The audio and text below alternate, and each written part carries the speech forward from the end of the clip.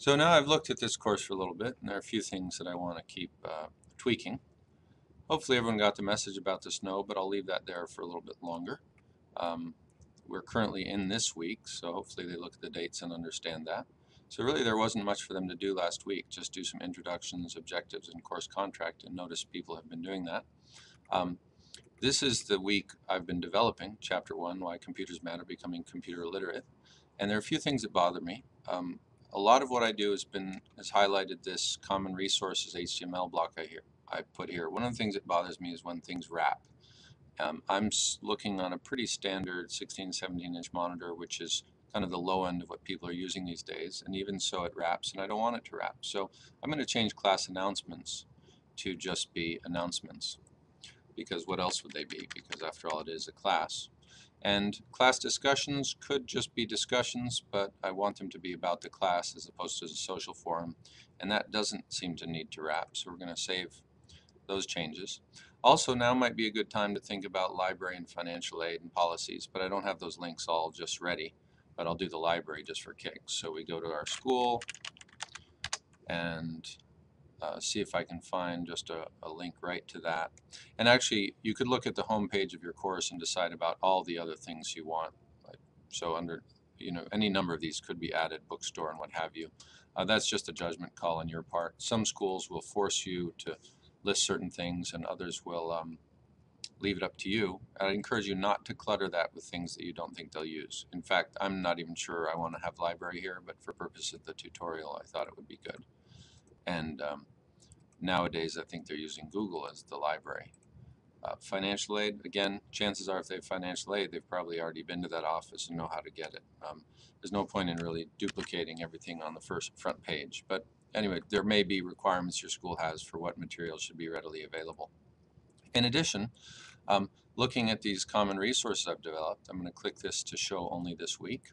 I've got 2 links to slideshows. These are downloadable PowerPoints, and we'll review that. Right, so it wants to download. And these are online PowerPoints with audio.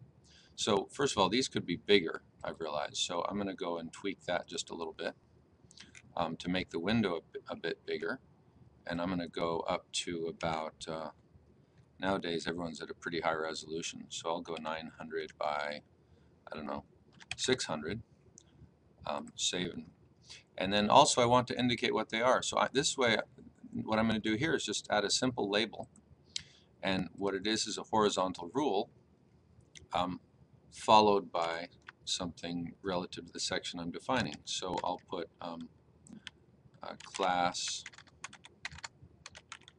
slides, right? It could be slideshow, PowerPoint, PowerPoint, and web.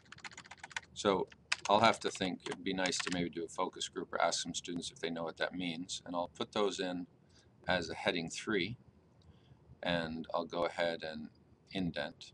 Actually, you know what? I don't like the heading 3. I like the normal, because I don't want all that extra space. But I will go ahead and make it bold, and I'm going to color it.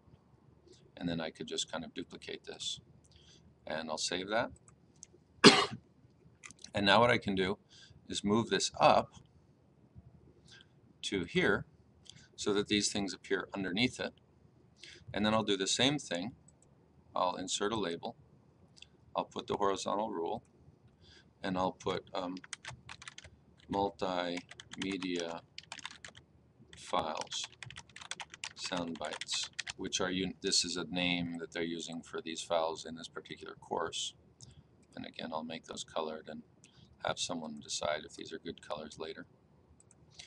And I'll move this up, and those go right here.